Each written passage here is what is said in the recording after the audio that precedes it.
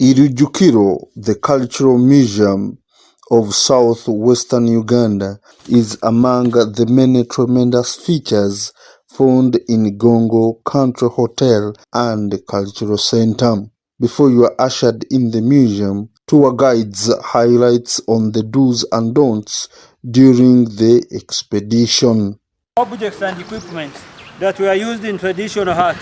The other one is for Ankole cultivators, and this one is for cattle keepers. Meaning when you enter, you will see many of the objects that were owned and used by the cattle keepers and cultivators of Ankole and Kigezi. Can I say, you were asking about the sculptures.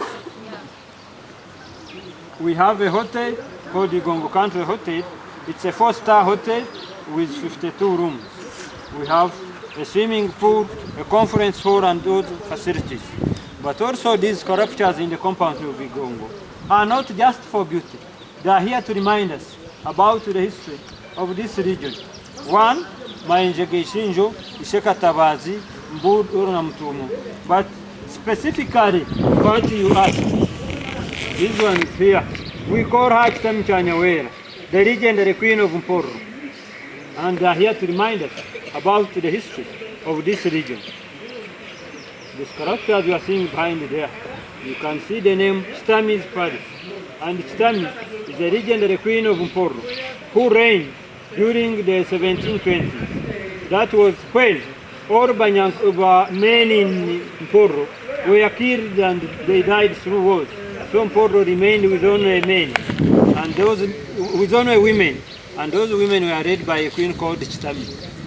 And they reigned for some time, until one man called Murari, who was a hunter from Ndorwa, came running after a buffalo, but he could not trace his way back home. So he continued moving, until the guards who were looking after the cows of the queen found him, and they took him to their queen.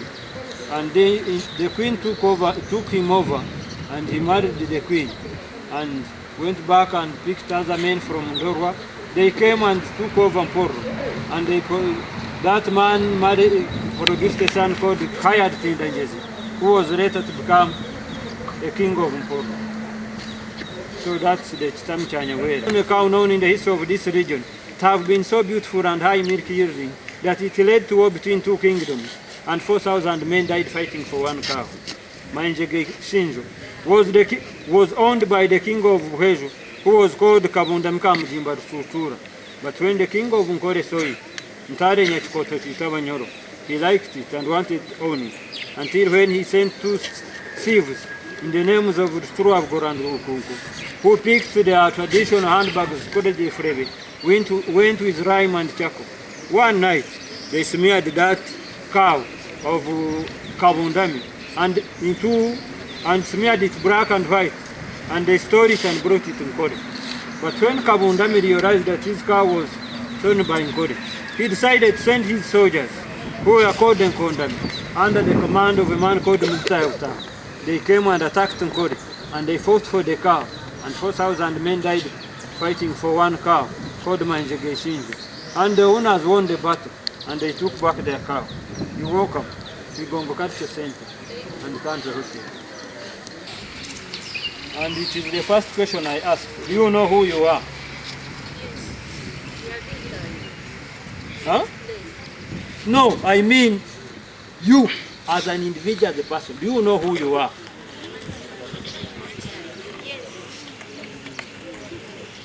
We have a challenge of understanding who we are.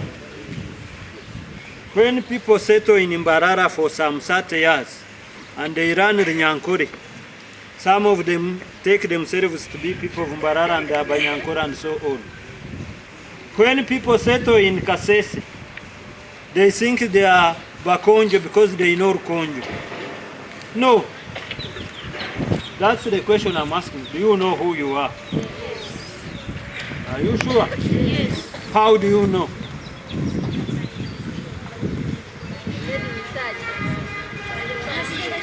How do you know? How sure are you that you are in Mkonjo? Is it because you are in Kasese? No. Uh-huh.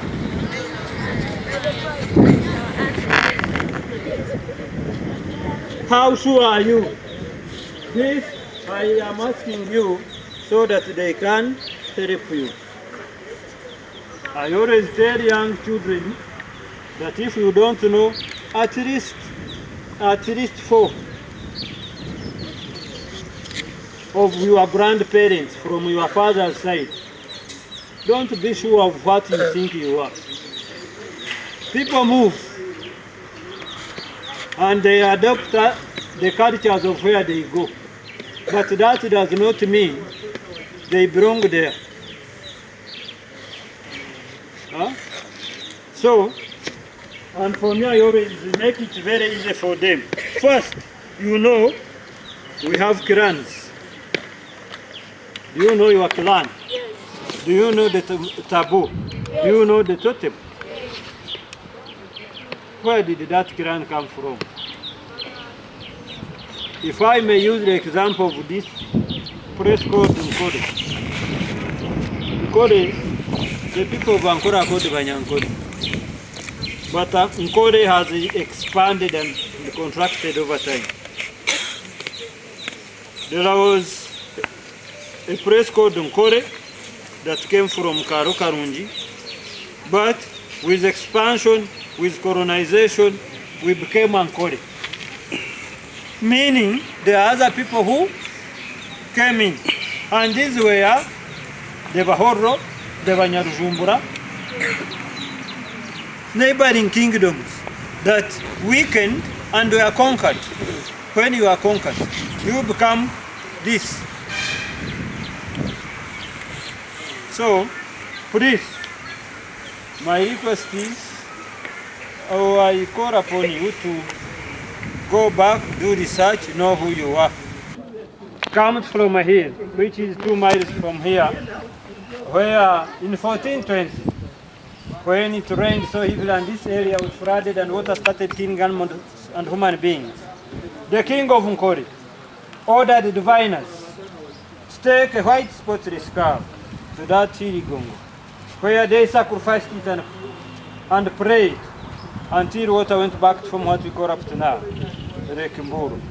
It's from that hill, it's on that hill that we get the name Igongo Culture Center and Country Hotel. You're welcome to Igongo Culture Center, and you're welcome to Haru.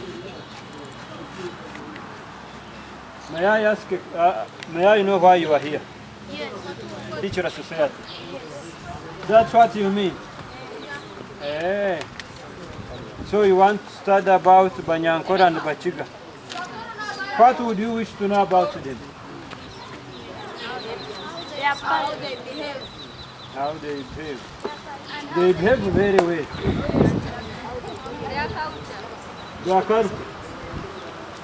The Igongo Cultural Museum is located in Biharwe, 12 kilometers on Mbarara Masaka Highway, in close proximity to Lake Mburo National Park in the fertile farmlands of Ankole region. The museum is a civil society initiative formed to preserve and promote the cultural and natural heritage of southwestern Uganda. The museum, with its tagline, "Wisdom is noted in the past," was set in collaboration with community elders, historians, cultural scholars, and various artists, including members of the Margaret Trovwell School of Industrial and Fine Arts, Makerere University. This museum was built as a commemorative symbol of wisdom, creativity, bravery, leadership, and cooperation between the people of southwestern Uganda and their neighbors. The location at Biharwe is significant because of its association with major historical events with this region, including the 1520 AD eclipse, whose monument is located in this area. The museum captures many things in line with ancient and modern history of southwestern Uganda to present. The cultural expressions of the people of southwestern Uganda in food, music, fashion, worship, and marriage are among the things that you may find in this museum, without forgetting traditional skills in areas of agriculture, architecture, pottery, iron making, traditional medicine, hunting, carpentry, and transport could be among the skills that tour guides take you through in relation to the cultures of the people who lived long time ago in this area.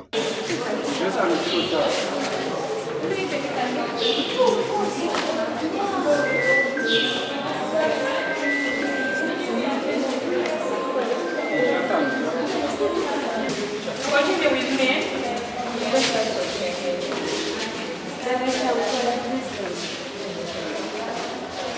We are leaving you behind.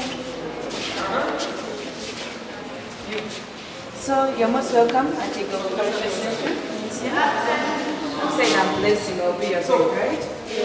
So we're going to start from here. We have said that our museum is divided into 5 sections. Did you hear that? We have, but for us we're going to start from current history. Then later we go like this as a reference, right? So here where we are right now. Noah Mbabuta was Noah Mbabuta and the Omgabe Kahaya. Noah Mbabuta Nkoi.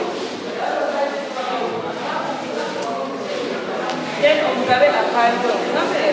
Omgabe Akando then Prime Minister Akando Noah Mbabuta. For the people of China, which protected the Japanese.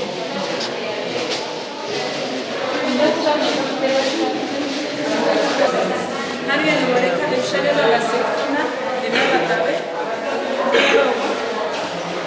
ba different kingdoms. Abana bankore barebe babwino enzi n'abakore n'abakozi b'ejo n'abakozi Uganda. Shall you bring the pictures for this thing? I ask most of them, we are seeing Kabalega is here. We also have Edward Mutesa.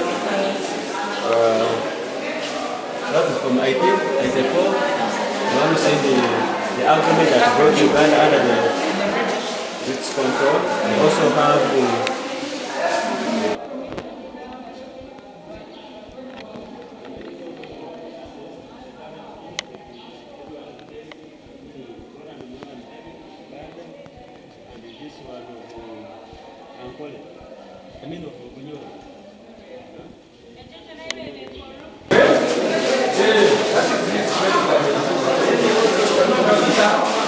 and that is also how they used to be created. That is a pot, but it's a drum. Okay? The pot, but you've done it and made like a drum. Okay? And the other one.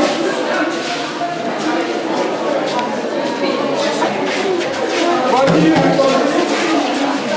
Let's look at this.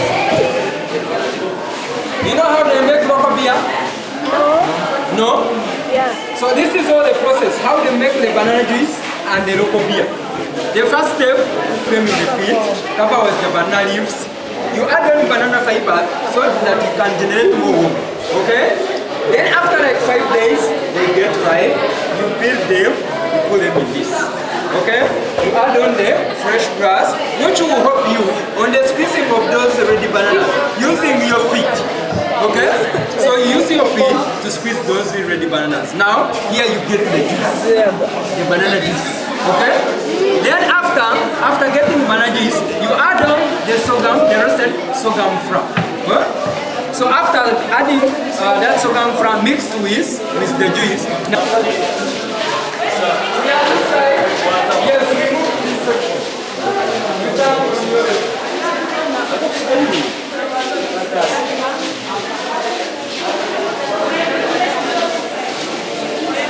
this is how good you are.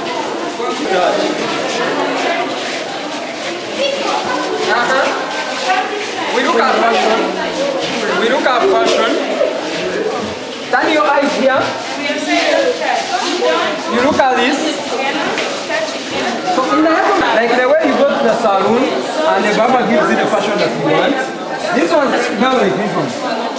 They are like in the saloon. And they would use like a stone or a knife to give you the fashion that you want. Okay? Yes. So you get in the saloon and they treat you like this or this one. Okay? Yes. So they use like the necklaces, the back cloth to cover the important part.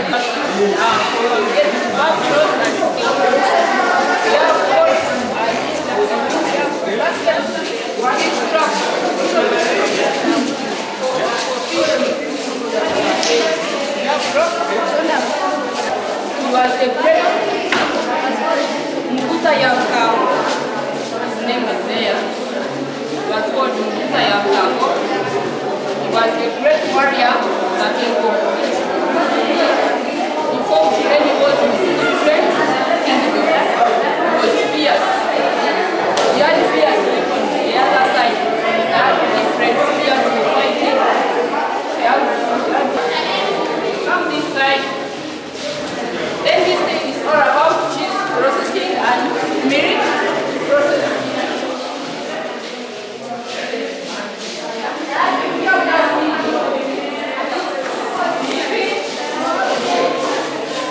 We have milk objects. Then after milk goes start milk jugs.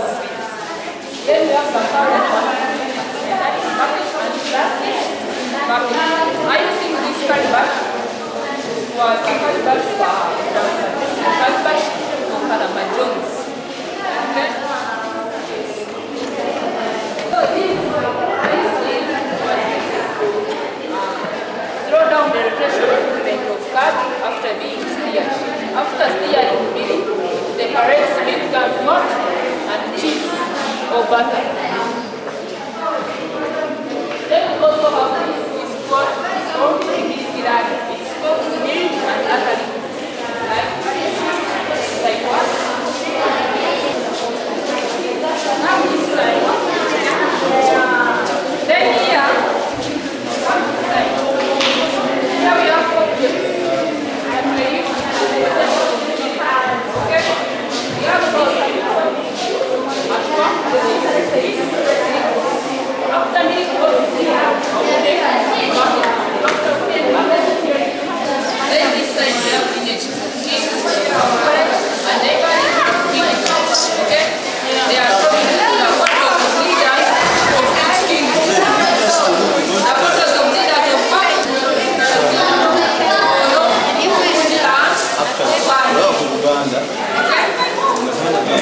explain behind.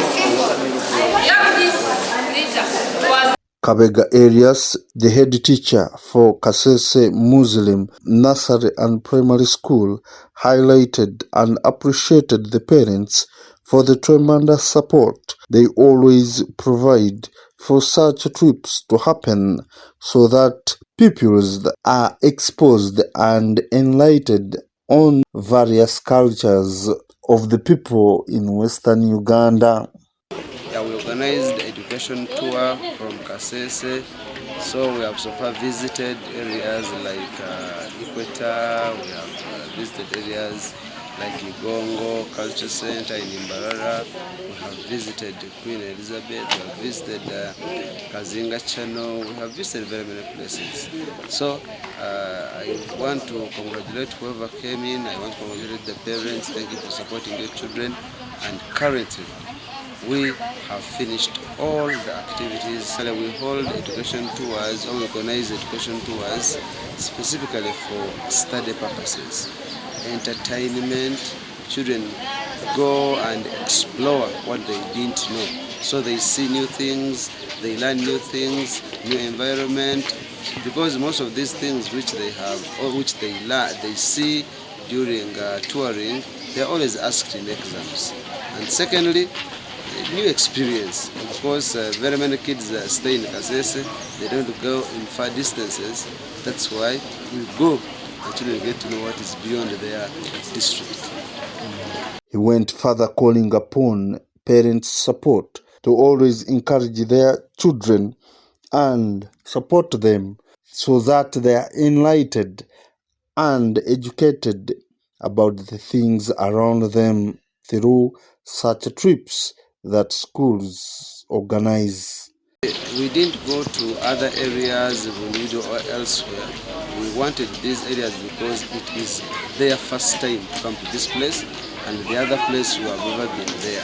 So we decided to go to Queen Elizabeth, to go to Kazina Channel, to go to Igongo, specifically for these people, for these kids, to see good things and see new and learn new things which they haven't seen or which they haven't experienced in their life. Honestly, I really appeal to parents whenever we organize such tours. They should always intervene and support financially, guide us so that we can always finish the tour successfully. For example, the one we had last year, kids were a little bit few, but today, alhamdulillah, at least we have managed to come with a big number, 100 plus. Kamsime Blessing, a tour guide at Igongo Cultural Center, further highlighted on various sections that students are taken through when they visit this museum and how they benefit from the knowledge that is equipped here at Igongo Cultural Center. We talk about the skills, we talk about the well-being, how they use it to live in the community, their clans, their totem, and the current history, how they live, currently, how they live. And we talk them about the houses, how they use it to, the Banyankole, the cattle keepers, how they use it to live, and the cultivators, how they use it to live. We show them the room, the houses, how they use it to construct them, and how they lived naturally. It helps people to know their origin, how they use it to live, their clans, their root, where they belong. Yes. So I appeal parents to always take their children in the museum so they're able to learn more about their culture, their clans, how they use it to live, what they're supposed to eat and what they're supposed not to eat, to know where they belong. We have it's a big hotel. We offer accommodation, we offer food, there's a swimming pool, and other forms of recreation where people can make parties from. It's also, they make parties from here and culture shows. Trips are one of the most effective and fun ways to reflect and enhance teaching opportunities. Teachers take this chance to open up to their pupils and demonstrate some of the things they find along way that they could have taught in class. What is light class? Light is the form of energy that reflects the sense of seeing. What is light? Light is a form of energy that enables us to see. Enables us to see. Yes. Now, we had what we call properties of light. One, light travels in a straight. Light travels in different. Then we came to a subtopic which is called refraction. Reflection. What is refraction? Refraction is the bending of light rays. The bending of light Rays. And we say the refraction causes what we call mirage and hallucination of what? Objects. For example, we say a swimming pool appears shallow. That one is called apparent depth. Apparent depth. It gives you false images. When you look at this swimming pool, this is the deepest part of it. This is the deepest point. Actually, the starting point is there. But when you look into this swimming pool, you will see the floor is the bottom is where? That's what we call hallucination of what? Images. It gives false images. All together. So those are the effects of refraction. Effects of what? When we are coming, I think we witnessed what we call mirage. But now here we are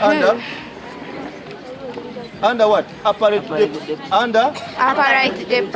Have you understood? Yes. So you may think it is near and step inside, but in actual sense, you will go deep. Yes. That's what we call refraction, the bending of what? This one is caused when light rays passes through different media. The more the media, the more the bending of the light rays. welfare and security of pupils is key, and therefore students are taken care of and fed at the right time.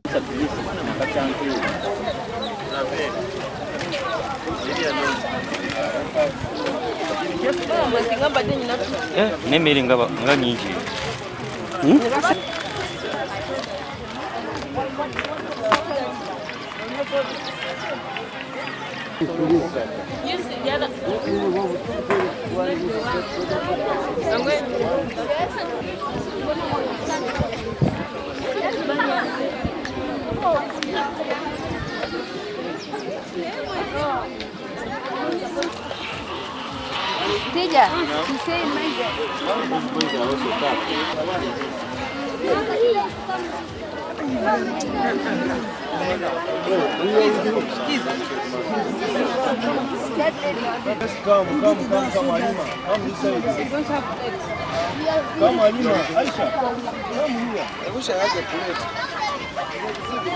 According to scholars, trips are significant in developing someone's social skills, personal growth, positive memories, and facilitating experimental learning. It is according to this that any pupil shouldn't miss a trip or a school tour.